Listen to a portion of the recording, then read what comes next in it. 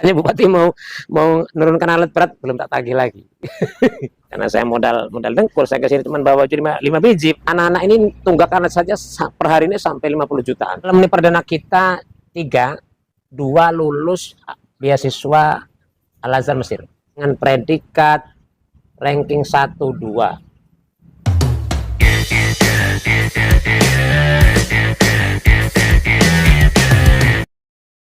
Doktor Kiai Haji Gusmut siapa?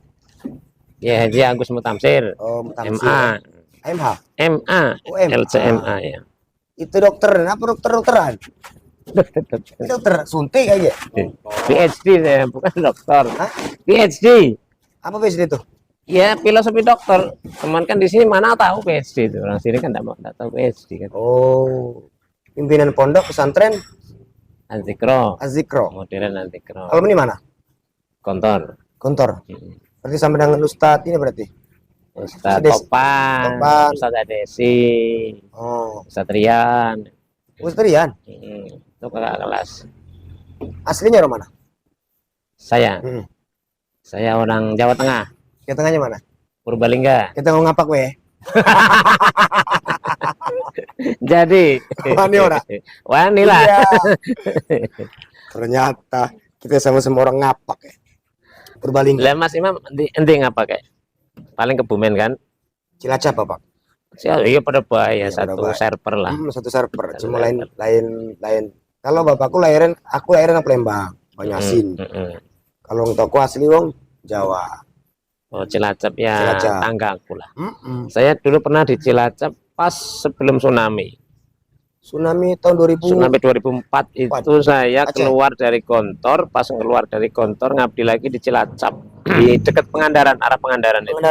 Perbatasan Cilacap dan Banjar ya. Banjar. Terus asal usul pinangannya apa itu?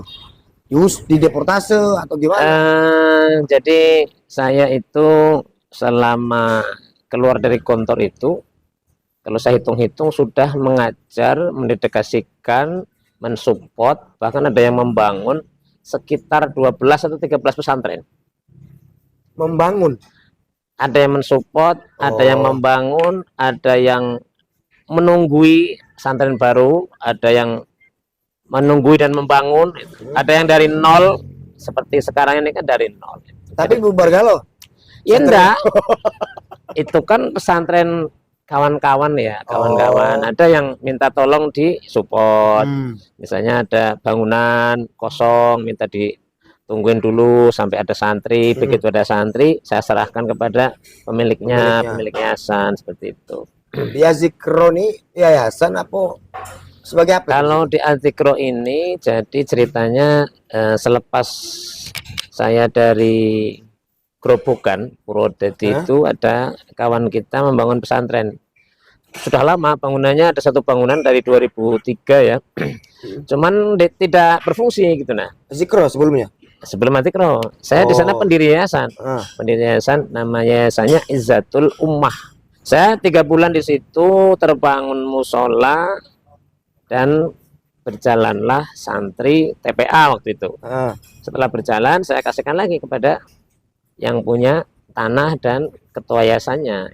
Tapi berjalan santrinya ya? Masih berjalan, sekarang udah berkembang, mungkin sudah ratusan santrinya dari 2017. Persis sebelum kesini 2016-17 itu. Nah terus asal mula kesini ngapain? Kesini saya punya kawan di sini ya, ada salah satu ustadz juga lah ya. Saya nggak sebutkan namanya lah. Jadi saya lagi tanya masalah itu ya? Ya pokoknya itulah itu kan. Jadi bro, saya ini sedang kondisi lagi tidak ada kerjaan lah itu ya, tidak ada kerjaan, kemudian butuh relaksasi lah itu, relaksasi. Habis itu sebelumnya saya sebelum kesini itu memang terlibat usaha di Kalimantan Selatan. Batubara sama kawan-kawan dari Surabaya dan dari Jakarta. Kemudian ya bahasa kitanya bangkrut lah ya, bangkrut. Jadi saya butuh refreshing lah itu, refreshing. Kemudian saya mengikuti alur saja. Waktu itu naik bis berhenti di Lampung. Tujuan awalnya saya sebenarnya ke Lampung, Bukan ke Batu Raja. bukan di Batu Raja.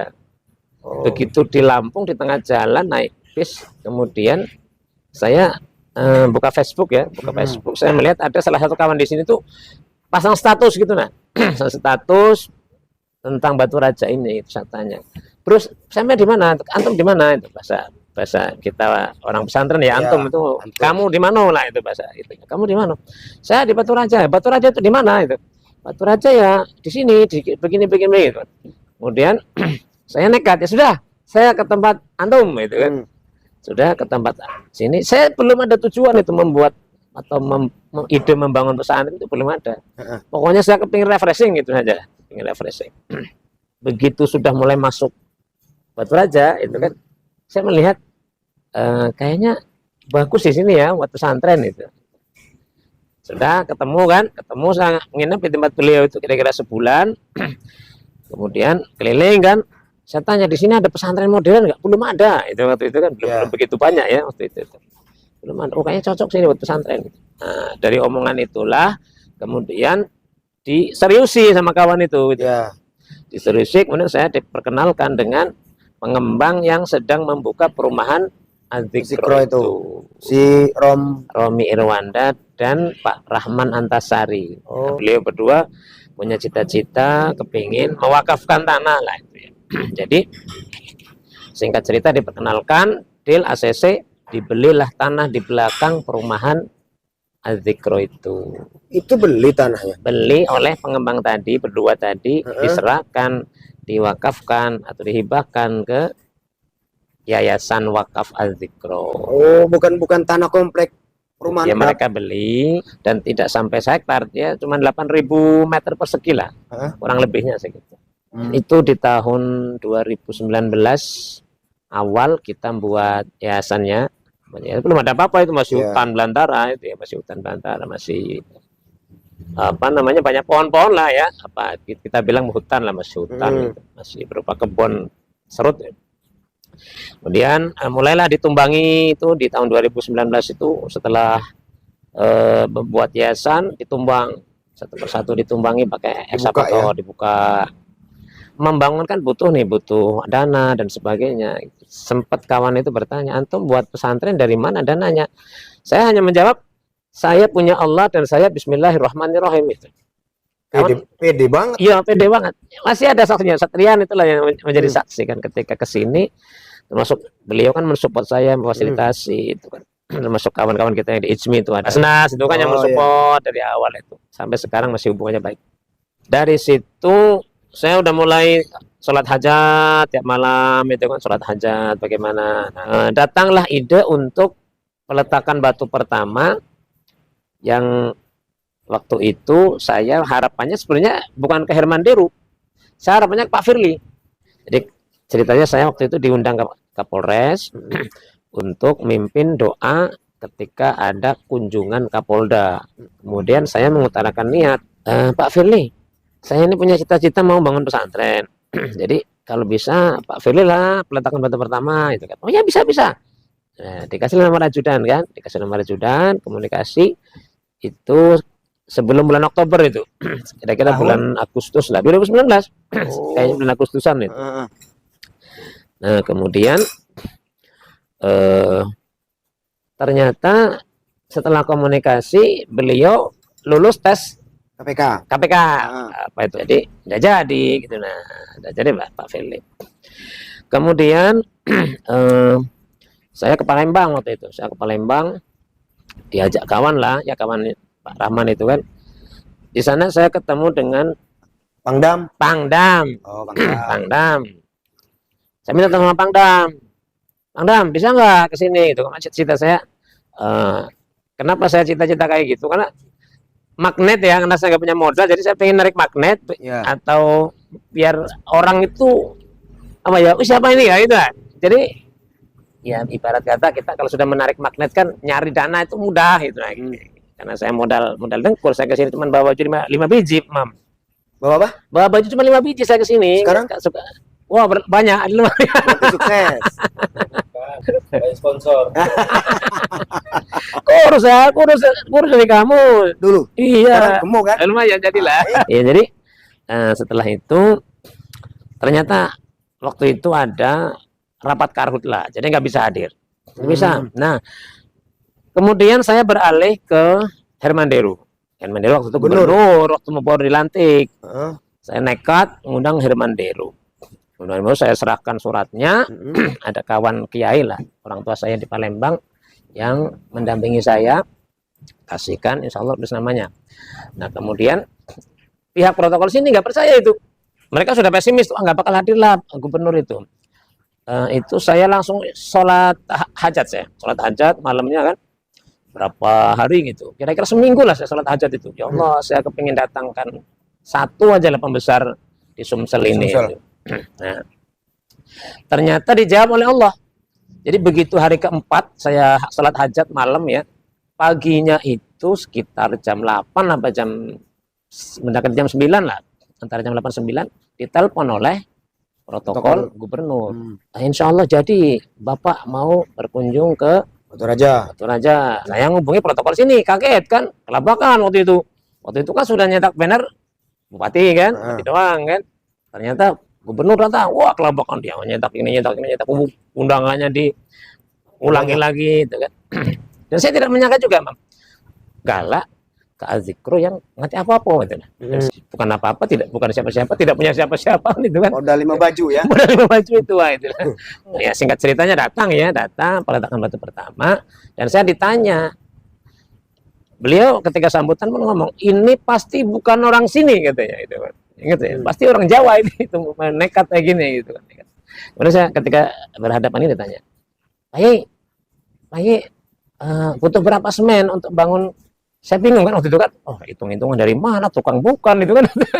Saya asal ngucap aja, ya entah 800 atau 700 lah. Saya nggak berani ngomong 1000-an ya, karena nanti dikira kita minta gitu kan. Ya, pokoknya secara diplomatis, spontan, ya kisaran 700-800. Oh jangan, itu 1000 aja katanya gitu. 1000 sak. 1000 sak gitu. Nah saya cerita itu kan, Pak Gubernur, Bapak nggak kenal saya kan, itu. Kenapa Bapak bisa ke sini? Ya nggak tahu lah gitu kan. Ya, cerita bahwa ini semuanya dari Allah, itu bahwa saya memang minta kepada Allah biar Bapak tuh datang ke sini melalui sholat tahajud, sholat hajat gitu kan. Beliau ya termasuk gimana ya, kaget lah gitu kan, bisa ke sini dan sebagainya. Dan bersedia membantu 1000 sak semen waktu itu, dan ada sejumlah uang lah untuk membeli besi-besi, saya ingat sekali itu. Disitulah titik awal kepedean saya, lebih pede lagi untuk membangun Azikro. Nah, Azikro ini saya peruntukkan untuk awal, dan cita-cita kami bertiga itu untuk kaum duafa, yatim. Ya, kalau yatim piatu gratis ya, kalau duafa ya semampunya lah. Dari 1000 itu modal awal membangun, kemudian berhenti karena COVID. Saya banting setir bercocok tanam. Ini kalau begini terus, enggak bangun-bangun ini kan. Saya ngomong sama kawan, tolong modali lagi. Saya dikasih modal 10 juta. Itulah modal awal terbangunnya asrama yang sekarang itu. 10 juta untuk doser doang, untuk ekskavator, ngeratakan doang. Setelah itu ya nekat, ya bismillah, alhamdulillah ada aja jalan itu. Bahkan saya sendiri yang ikut ngecor. Saya sama tukang itu. Akhirnya terbangunlah 5 lokal, modal awal pondok pesantren Azikro. 5 lokal ukuran 5x6. Sepanjang 28 meter. Yang paling ujung enggak disekat. Jadi ya, dia ada 4 ya, tapi yang 3-nya disekat, yang sisanya long gitu. Itu setelah terbangunnya bangunan, itu cak mana nyari santrinya? Ya nekat lagi, modal nekat lagi. Saya nekat lagi nyebar brosur, berdoa sama istri waktu itu kan. Ya itu kan. Alhamdulillah datanglah 5 santri perdana. 5 santri. Putra atau putri? Putra. Oh, putra. Saya nggak mau kan awal-awal kan putra, nggak bisa kalau 5 santri. Itulah modal awal. Nanti di perjalanannya ada nambah kurang lah, tapi sampai akhir itu bertahan 6. Ada tambahan lagi 1, 6 gitu lah. Nambah 1. Dari mana itu? Itu dari Ulogan 3 Ulogan, 1 Batu Raja, 1 Batu Marta, satunya lagi Ranau. Itu mungkin situ berarti? Iya, sampai terakhir Jadi 6 anak inilah saksi hidup awal perjuangan Adzikro. Terus 6 Sekarang kemana 6 itu orang? 6 itu 3 keluar, sisanya 3 Keluar nggak selesai? keluar selesai SMP, tapi Oh. melanjutkan di luar. Ada yang kerja, yang 2 melanjutkan di luar. Nah itu di situ pendidikannya jenjang apa sih? Di situ pendidikannya SMP dan SMA. Jadi awalnya kita buka Sanawi SMP, SMA, bukan SMP, kita ke Diknas. Umum. Saya sengaja buka umum karena rata-rata kawan-kawan kan buka MTS. Ya. Ya, Al-Azhar buka MTS, Al-Faria buka MTS. Mana Robiatul Adawiyah, banyak yang MTS lah gitu kan ya. Emang nyambung apa dengan pesantren kok pelajarannya umum? Ya nyambung lah. Buktinya kayak SMP IT itu. Oh iya. SMP IT kan ya perpaduan antara Diknas, kurikulum Diknas Dengan dengan agama ya. dengan agama Dengan mix. Kemenang. Sampai sekarang masih berjalan. Sampai sekarang masih berjalan alhamdulillah. Tapi kalau SMA-nya kita masih nginduk ke Muhammadiyah. Muhammadiyah. Sini Batu Raja.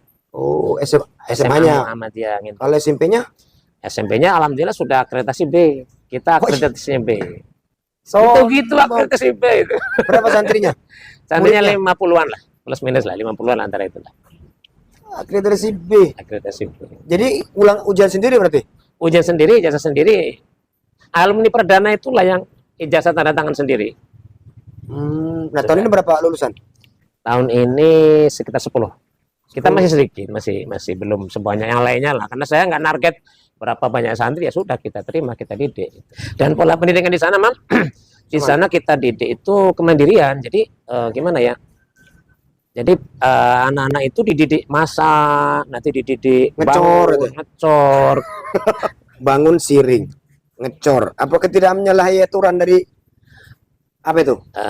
Pekerjaan hak anak. Ya kalau kita selalu terpaku dengan perlindungan anak, ya kita nggak akan pernah mendidik, Mam. Kita kasih paham bahwa kalau anak tidak dididik dari kecil, tidak dibiasakan, tidak dikenalkan terutama, nanti dia besarnya ya terombang-ambing, ya nggak punya tujuan. Gitu. Bahkan kalau nggak percaya, asrama putri itu separuh pondasi itu yang ngerjakan saya dan santri perdana 6 tadi. Nah, betul saksinya sekarang masih ada itu. Artinya dulu kan ada permasalahan yang mempekerjakan anak-anak itu kan bermasalah nih misalnya. Ya. Pernah itu terjadi di Adzikro? Ya, kita kan nggak mempekerjakan anak dalam arti kerja rodi kan, ya semampunya itu. Dikit, dapat berapa meter, nanti lanjutin lagi terus. Sambil happy sambil olahraga. Gitu.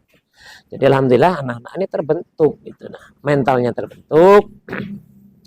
Agamanya juga kita bentuk sedemikian rupa. Jadi di tempat kita kelas 2 SMP itu wajib sudah bisa menjadi imam, khotib, mimpin doa, mimpin yasin, mimpin tahlil. Jadi ada kawan ya memprotes, kan syaratnya harus pintar ini menjadi imam. Loh, saya ini tempat pendidikan, kalau yang imami saya terus. Ya generasi dia kesini ngapain gitu kan? Maka di Adzikro jangan heran kalau imam ke sana yang imamin anak kecil gitu. Karena dalam fikih itu syarat menjadi imam hanya memayis itu yang bisa membedakan mana baik dan buruk. Gitu kan, bukan balik gitu. Artinya di bawah umur 15 tahun masih bisa, dan dulu sahabat umur 6 tahun imamin gitu. Bahkan alhamdulillah salah satu santri kita khutbahnya udah nggak pakai teks lagi, sudah di luar kepala gitu. Ngelotok gitu ya? Sudah ngelotok. Bisa dites kalau mau diundang silahkan. itu sisi perintis. Gimana? Perintis bukan? Bukan, ya ada. Ya perintis juga bisa, cuma enggak sepintar yang memang dia memang agak spesial orangnya, pintar. Gitu. Jadi di sana kita imbangkan antara pendidikan agama dan pendidikan umum atau untuk bekal dia di masyarakat itu kita imbangkan. Kemudian guru-gurunya dari mana itu?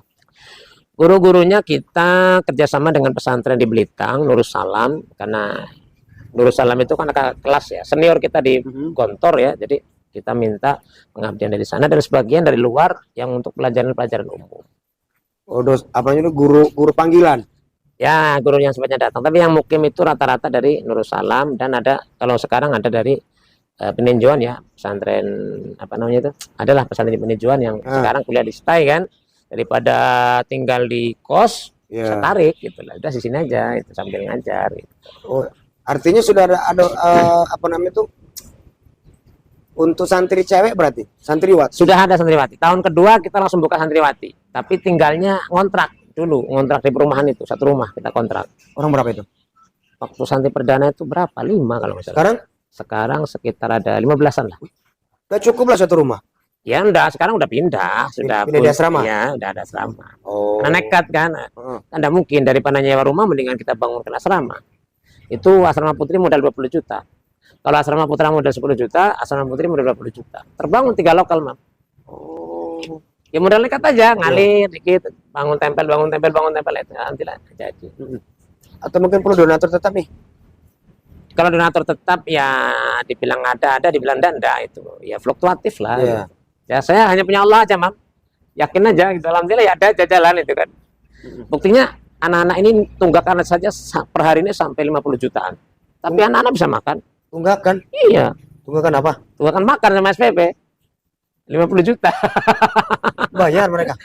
Sebagian kan bayar, sebagian enggak. Oh. Kan ada yang bayar, ada yang enggak. Kan yang bayar ini nunggak juga rata-rata itu.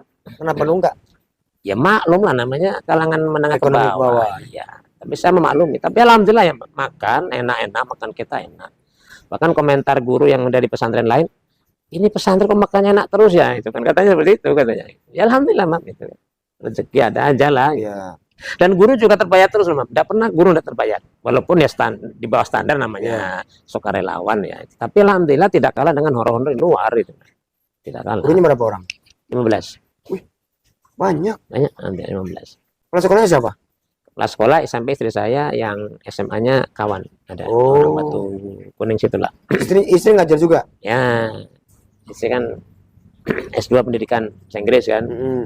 Ini megang SMP. Saya ketua yayasannya. Ketua yayasan. Untuk pola makan itu berapa kali sehari? 3 kali sehari. 3 kali? 3 kali. Coba 3 kali. cari donatur untuk makan. Dapat ini enggak? Program apa? Makan gratis. Makan gratis? Kemarin banyak yang nawarkan, tapi sampai sekarang belum ada realisasi gitu. Banyak yang nawarkan. Mudah-mudahan ya. Tapi alhamdulillah selama 5 tahun ini, alhamdulillah yang makan. Bahkan menunya dencis, daging. Iya serius. Carilah kalau ada menunya dencis. Mie. Mie campur dencis. Dencis beneran. Dencis. Kaleng. Itu berarti buat kolam. Bukan, ya ada aja orang asing. Udah 3 bulan. Udah 3 bulan nggak habis dencis itu. Bagi dong. Datanglah ke sana tuh. Iya. Ya, dan nanamnya itu yang paling banyak itu tanaman nangka. Nangka gori. Gori nangka itu kan untuk sayur. Nangka, pisang, bumbu. Iya, itu. Tapi itu sekali-kali. Tapi alhamdulillah ada kawan-kawan yang dari dulu sedekah sayur sampai sekarang nggak putus-putus. Alhamdulillah. Ada juga orang Martapura yang baik gitu kan, ngasih. Gitu. Jadi kawan-kawan di pasar tuh sudah ngerti. Oh ini Ustadz gitu kan. Jadi selama 5 tahun saya yang belanja, Mak. Saya yang belanja. Belanja sayur mayur. Iya, saya yang belanja. Itu bantuan pesantren dari Pemkab enggak? Saya pernah dapat sekali. Pernah sekali waktu itu dapat 15. Untuk bangunan berbentuk uang. Itulah hibah, ya? Masuk ke asrama putra itu. Hibah, dana hibah. Zaman Edward. Pak Edward Chandra. Chandra. Sampai sekarang kata lagi. Belum ngajukan. Katanya bupati mau menurunkan alat berat, belum tak tagih lagi. Gue ngapa? Iya buat ini ada yang harus dirapikan lagi. Tanah kan konturnya kan seperti ini. Seperti menggunung gitu kan. Kalau kebutuhan untuk personal pesantren berapa sih per bulan? Per bulan 25 juta. 25 juta. Ya. Nah, itu SPP enggak. Ya. Terus dari mana? Dari Allah. Saya bingung kalau ditanya gitu, dari mana? Ya nggak tahu gitu. Pokoknya besar ya, 25 juta ya. Iya, 25 juta. Itu termasuk gaji guru, masak di dapur, operasional lain-lain lah. Bayar wifi, bayar ini, bayar itu gitu. Nah, masa itu santri masa dewi atau ada dapur umum? Ada dapur umum. Jadi dia nih ada pekerjaannya kan. Tapi yang bantu itu santri, piketnya tuh santri. Yang pas bawang, motong bawang. Gitu. Nah, karena santri itu harus bisa masak. Apalagi yang putri kan. Ya. Jadi kami nggak manja gitu. pokoknya kamu harus ikut masak. Jadi istri saya itu kan ya termasuk yang hobi masak ya, Orang Padang ya. orang Padang. Jadi kemarin tuh ada program santri itu produksi dan jualan roti. P5 kali. Apa itu? Project apa itu? Ya pokoknya santri diajarin buat, dia diajarin jual, nanti bagi hasil. Nah, jualnya kemana? Taman kota hari Minggu. Oh, Gantian dia per kelas. ya P5. Sekarang masih? Sekarang belum. Tapi pernah? Berhenti. Pernah, pokoknya satu periode ini ngalami semua dari kelas 7, 8, 9, 10, 11, 12, 6 kelas ini sudah pernah semuanya. Oh, P5-nya itu kali. Lebih ke publiknya. Ya. Apa? Entah apa. Saya nggak tahu lah itulah pokoknya anak-anak tuh tadi produksi dan jual bagi hasil itu nah. Berwirausaha juga kan ya? Iya. Berwirausaha. Itu nggak juga dengan sistem belajarnya Pembelajaran. di pondok. Kalau dibilang ganggu sebenarnya gimana ya? Hari libur kan? Libur Libur. ataupun kita liburkan di Jumat ya, tapi sehari itu kita liburkan gitu. Senin sampai kapan? Senin, Kamis, Jumat libur, Minggu enggak libur. Jadi Jumat yang libur. Sekolah zaman Gus Dur ya. Ya, Cuma libur. dari Jumat libur. Buat booster jadwal libur itu. Jadwal liburnya di Iya. rolling yang dari Ahad ke Jumat. Jumat. Jadi Karena Jumat nanggung. Berarti alasan ya, yang lanang tuh dari mata deh. Ada alasan itu. Oh, nah ini kan banyak kejadian di pesantren ini, maaf tanda kutip, Nah, ya. yang apa namanya itu, maaf sampai yang mungkin tadi mempekerjakan santri. Nah itu cak mano caranya memfilter, apa namanya itu, meminimalisir terjadinya itu. Yang pertama, kalau untuk santri antar santri Ya, harus ada kegiatan yang full yang membuat mereka tidak sempat lagi untuk bermain-main. contohnya Ya tadi buat ini. ngecor ya. Anak putri itu nggak diajarin jahit, dikasih mesin jahit satu apa untuk jahit apa itu kan. Itu kan siang. Kalau malam, Kalau malam belajar sampai jam 11 jadi ada pendamping santri, ada. pendamping namanya apa? Ya pendamping lah, Pendamping ya? guru pendamping ada. Masing-masing kamar ada semuanya. Per kamar ada. Oh, Wali kelas ada. Pendamping ada. Dan kami tidak ada salaman antara guru putra dan guru putri, santri putri dan santri putra. kiainya dan santri apalagi. Tidak ada salaman. Sama saya aja nggak ada salaman. Yang Jadi kalau papasan Papasan ya nunduk, saya nunduk saja. bukan TNI bukan ya? Bahkan ngelipat baju sepertinya aja marahin. Dia wajib pakai kaos kaki, wajib pakai menset, itu kan. belajarnya dipisah atau Karena kita kuotanya masih dikit, jadi dicampur. nah selama enggak boleh tapi campur belajarnya. Ya, ya mereka kan masih sudah bisa tahu lah gitu kan, artinya nggak mungkin mereka colek-colek, nggak mungkin lah itu. Mungkin lah, apa sih sekarang nggak mungkin. Alhamdulillah nggak ada kasusnya colek-colek itu nggak ada. Paling santri lagi amanda santrinya gurunya yang main tuh colek-colek. Sempat ada indikasi, tapi nggak nyampe nyolek-nyolek, baru sekedar apa tuh antar guru, langsung kita keluar, langsung kita panggil polisi. Nah, nanti Enggak, itu kapan itu? udah lama, udah 2 tahun yang lalu, Itu 2-3 tahun yang lalu. SM Antar guru saja langsung, secolekan. bukan secolekan sih, ada indikasi ya WA-WA-an ketemuan gitu kan. Dan si guru perempuan ini ngadu gitu, saya kayaknya ada indikasi mau di ini gitu, mau diapakan lah gitu kan. Langsung kita panggil, kita jebak, kita panggil polisi, tindakan preventif lah. Gitu. Dilepas, diberhentikan Diberhentikan dan gurunya itu. dinasihati oleh polisi. Kalau untuk santrinya ya kita nasihati bahwa kamu nggak boleh begini, kalau diajak begini atau surat-suratan itu ya didewasakan lah, dia pola pikirnya itu dimatangkan gitu kan. Alhamdulillah. Di kalangan santri belum ya, tapi di guru pernah akan terjadi ya. Pernah akan. Diduga ya, Nah, diduga indikasi. indikasi. Baru santri di situ bisa main handphone enggak? Nggak bisa. Dulu pernah yang santri kelas 12 itu pernah untuk belajar, ada aplikasi kitab kan. Tapi untuk belajar aja, begitu malam ya kita ambil. Begitu setelah selesai belajar kita ambil. Ada pasang CCTV enggak? Ada, CCTV ada. Bahkan di kamar ada CCTV-nya. Lah, kok di kamar pakai CCTV? Maaf, kalau pakai baju gimana? Ya kan yang megang istri. Saya Oh. nggak bisa megang. Kaki Pak Ustadz nyingok-nyingok kan? Nggak ada sama sekali. Nggak. Pinjam nih. Ada HP khususnya, Pinjemin ya kan? nggak ada HP khususnya. Ada HP khusus yang megang istri dan passwordnya Itu saya nggak tahu. hati-hati nanti HP-nya orang berbahaya itu. Ya, enggak, insya Allah enggak lah. Oh. Dan passwordnya yang tahu istri. Gitu. Dan ustadz-ustadzahnya. Saya nggak tahu menau. Jadi operator CCTV yang khusus untuk asrama putri itu istri dan ustadzahnya. Nggak boleh pakai handphone. Ya.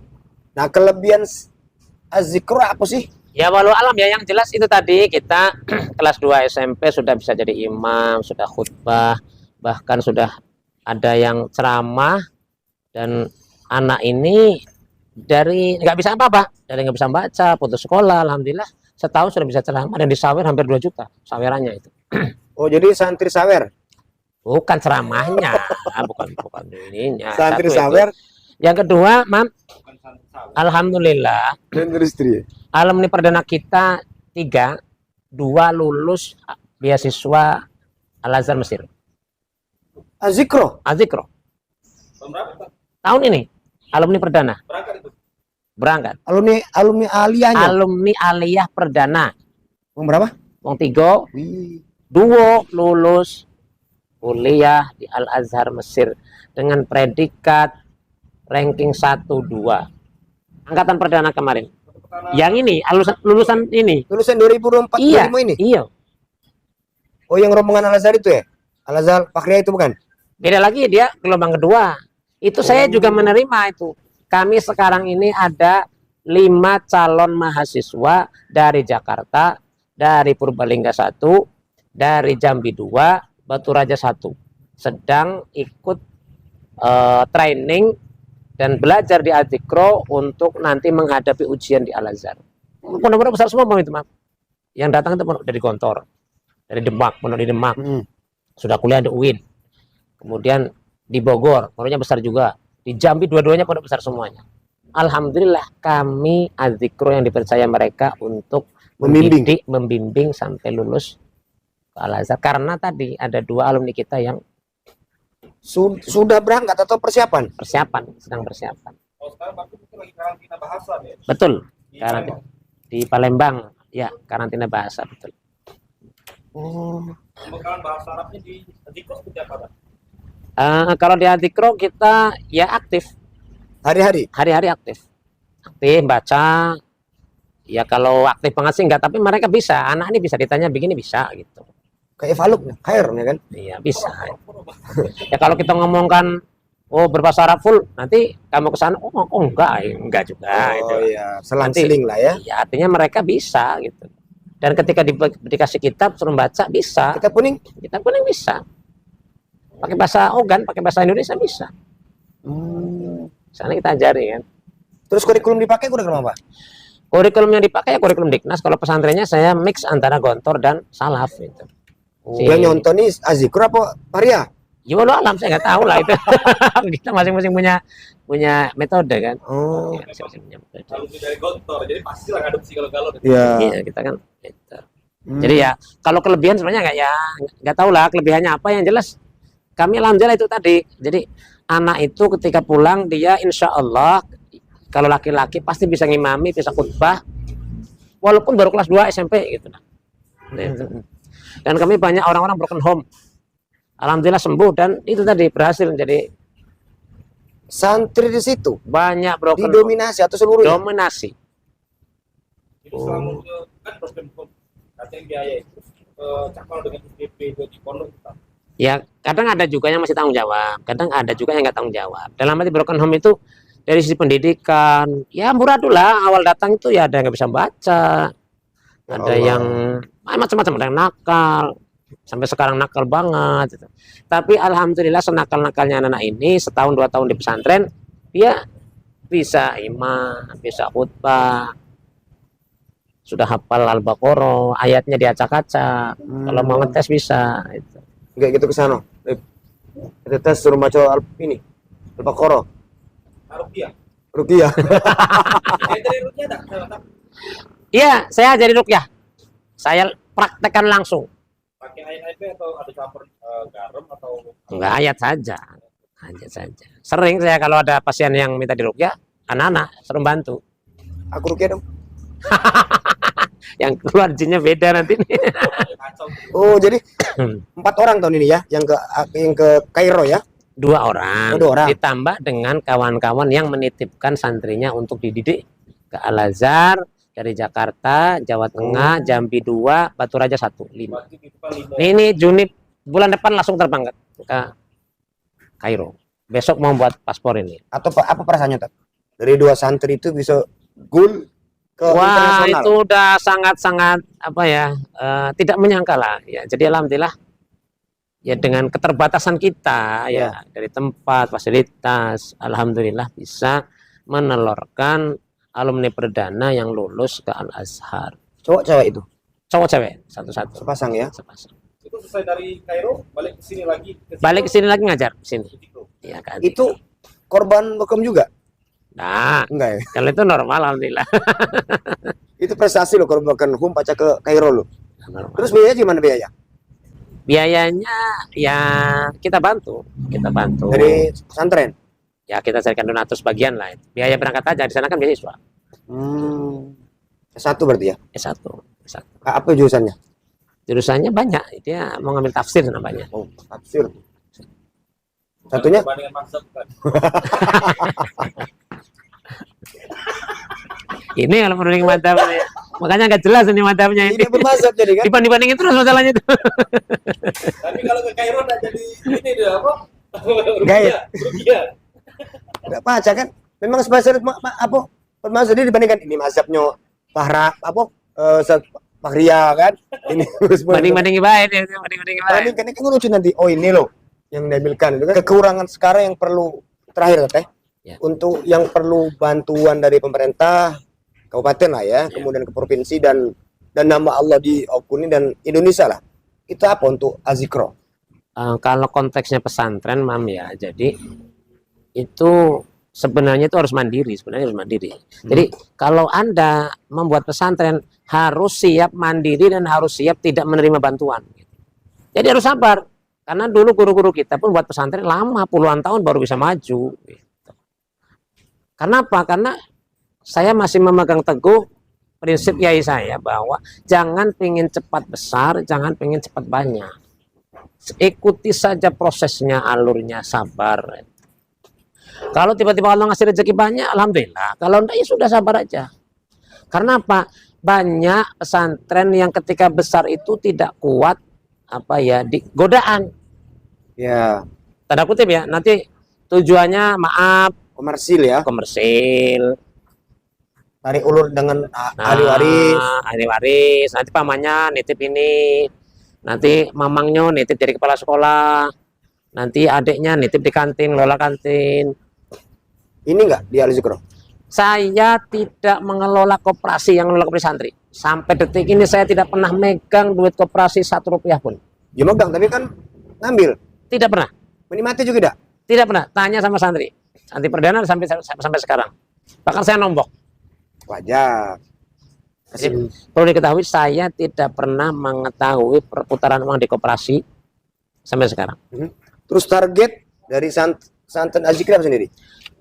Saya Azikro kepingin menelurkan atau mencetak generasi-generasi yang tangguh di masa depan dari sisi iman, takwa, dan dari sisi duniawinya seimbang.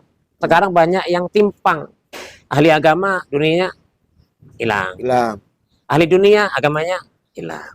Jadi harus imbang. Harus Dunia akhirat. seimbang. Dunia akhirat harus seimbang. Itu harus dididik dan di mindset dari masa remaja yang masa-masa emasnya ini. Jadi dia punya mindset ke depan bahwa saya harus jadi ini, dan saya punya program magangkan anak ke Jepang, dan sekarang kelas 11 ini sudah 2 orang, karena cuma 5 orang ya, yang cowok 2 orang ini sudah belajar bahasa Jepang di sini, otodidak.